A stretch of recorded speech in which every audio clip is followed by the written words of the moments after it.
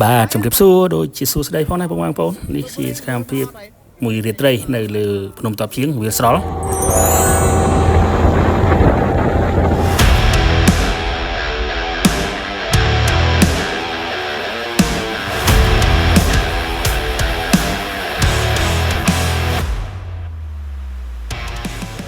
រៀបនៃបងប្អូនខាងមាតុភូមិឥឡូវយើងស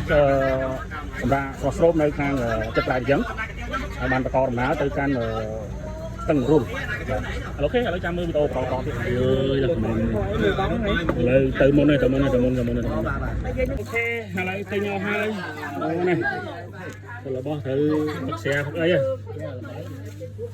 តពីទិញបន្លែទិញអីហើយដោយសារខ្ញុំត្រូវនឹងទៅធ្វើម្ហូបមានប្រហុកច្រាមគ្រឿងនិងឆាទុកស្រាប់ហើយការធ្វើដំណើរនេះគឺយើងគាត់ណាឈៀងចូលកន្លែងទឹកធ្លាក់គីឡូ15បន្តិចហើយក៏អត់បានចូលដល់ស្ទឹងរូដែរទឹកធ្លាក់ស្ទឹងរូទេគឺយើងបន្តដំណើរគឺទៅទំនប់វរិយអគ្គិសនីគិរីរំ3តែម្ដងនេះគឺជាសភាពផ្លូវនឹងកាត់កន្លែងចំណោតឧបសគ្គចំណោត2 3ចំណោត2ចំណោតពុកម៉ែបងប្អូនតែ2ចំណោតទេហើយផ្លូវគឺមានសភាពព្រៃក្រាស់ចង់ចិត្តផ្លូវហើយគឺខ្ញុំខានមករយៈពេល1ឆ្នាំព្រោះខ្ញុំមកខែ4ឆ្នាំមុនឥឡូវខែនេះខែ6ឆ្នាំ2021គឺ1ឆ្នាំព្រៃដល់ទ្រទ្រហើយសម្រាប់នេះគឺជិះខាងក្រោមទំនប់នេះដោយសារទំនប់ខាងលើគឺជួសជុលជាតិកើតទេហើយស្របពេលដែលទឹកអត់តន់ឡើងផងអត់តន់ពេញទំនប់ផងក៏យើងអាចជិះបានតាមផ្លូវអមជើងទំនប់នៅបាតនេះបាទពុកម៉ែបងប្អូនឃើញជាក់ស្ដែងហើយបើខែទឹកឡើងគឺកន្លែងហ្នឹងគឺលិចបាត់ហើយពុកម៉ែបងប្អូនណាពុកម៉ែបងប្អូនបើខែទឹកច្រើនគឺកន្លែងហ្នឹងលិចបាត់ហើយมันអាចធ្វើដំណើរបានទេហើយសម្រាប់នេះគឺទំនប់វរិយអគ្គិសនីគិរីរំ3ពុកម៉ែបងប្អូនបើខែទឹកឡើងគឺយើងអាចជិះទូកពីនេះទៅកាន់វាលខ្សាច់អីនៅខាងក្នុងលើភ្នំតាប់ជាងពុកម៉ែបងប្អូននេះវីដេអូជាក់ស្ដែងគឺមានបន្តទស្សនានេះគឺដំណើរកំសាន្តទៅស្នាក់នៅមួយយប់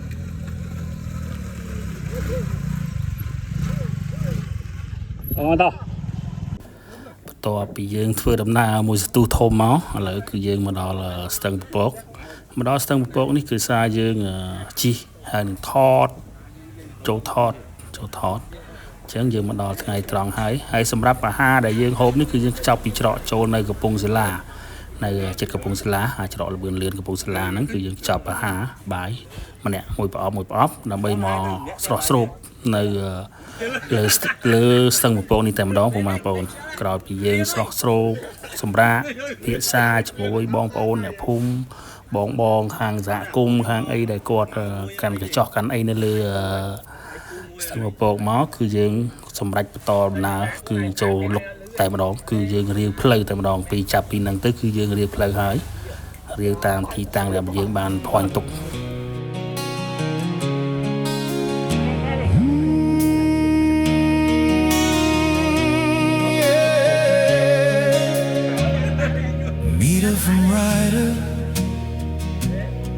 Meet a rider, considers on our country nature. We love nature, enjoy with our beautiful nature. Meet a from rider, reading anywhere for sharing our beautiful nature to all people to see and making love more and more with our country nature. Our purpose are reading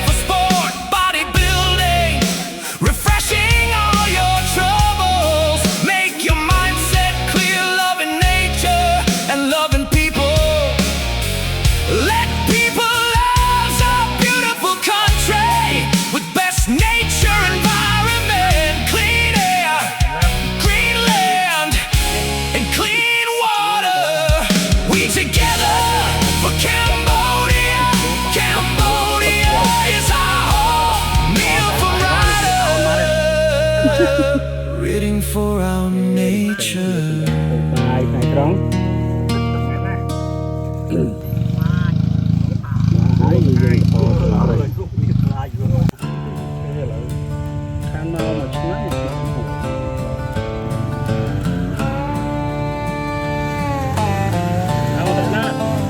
Meet a from rider,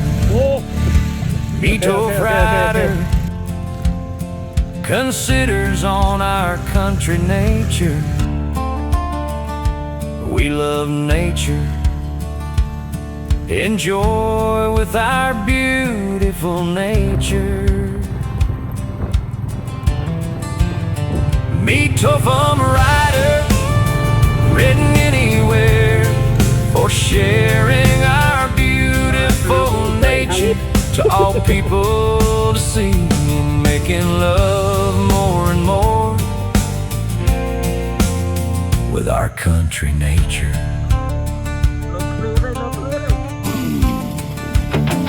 Our purpose are ridden for sport, bodybuilding, refreshing all your troubles, make your mindset clear. Loving nature and loving people, let people love our beautiful country. With best nature environment, clean air, green land, and clean water. We together for Cambodia. Cambodia is our home. Meet Tofum Rider, ridden for nature.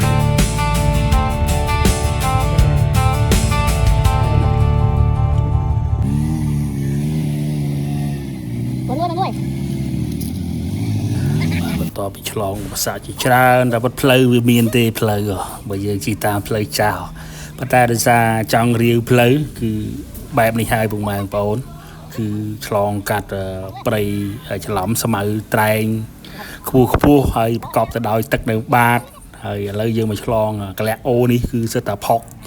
បាទនេះគឺការរាវផ្លូវហើយយើងកើតផ្លូវខ្លួនឯងតែពិតបើតាមផ្លូវគេយើងតាមដានចាស់គេគឺផ្លូវស្រួលទេពុកម៉ែបងប្អូន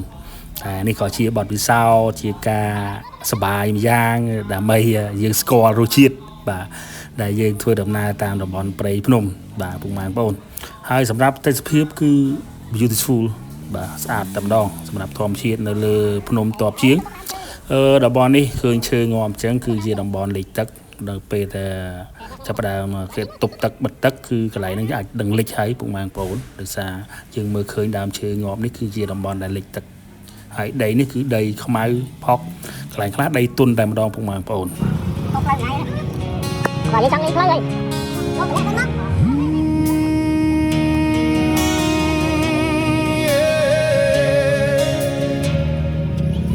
From Rider, meet a rider, considers on our country nature. We love nature, enjoy with our beautiful nature. Meet a from Rider, riding anywhere, for sharing our beautiful nature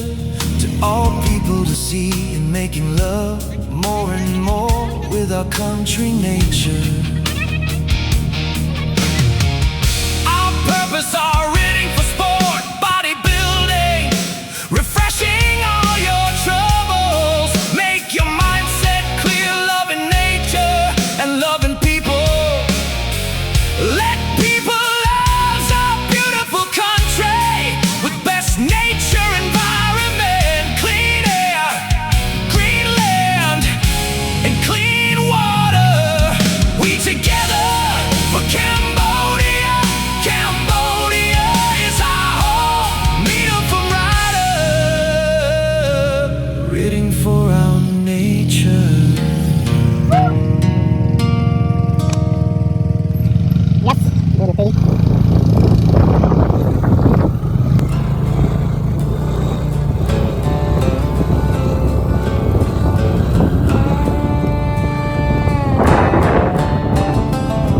Meet up from Rider. ខំទៅតង់ទេ Rider ជីទៅចុះមើលម៉ូតូទៅមែន considers on our country nature. បាទទៅមានអី We ទៅជី love ទៅ nature.